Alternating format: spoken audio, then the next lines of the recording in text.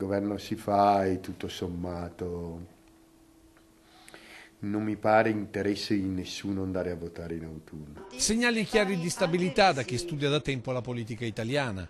In un momento che sembra di stallo, dopo aver superato i primi scogli di Camera e Senato, il professor Feltrin vede più nei caminetti che nello scontro frontale il futuro del nostro Paese. Intanto si perde tempo, nel senso che prima di iniziare le consultazioni per il governo deve passare Pasqua e quindi per una settimana bisogna fare, come nelle ultime 3 settimane, chiacchiere inutili, perché la politica ha bisogno di riempire lo spazio anche quando non sa cosa fare. Ma non sarà un governo composto dagli attuali vincitori morali della politica italiana, ovvero Luigi Di Maio e Matteo Salvini. Io continuo a vedere praticamente impossibile un accordo 5 Stelle Lega. Più che la compatibilità tra Lega e Grillini è la divisione tra Pentastellati e Forza Italia a dettare l'incompatibilità di un governo Salvini-Di Maio. E tenere presente che il governo di centrodestra è al potere in Liguria, in Lombardia, in Veneto,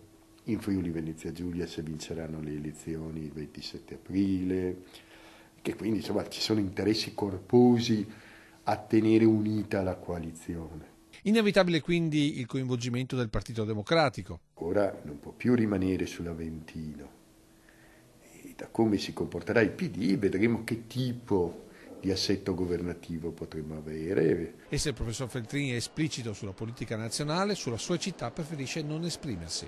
Come vede lo scenario trevigiano in vista delle prossime amministrative? Nemo profeta in patria.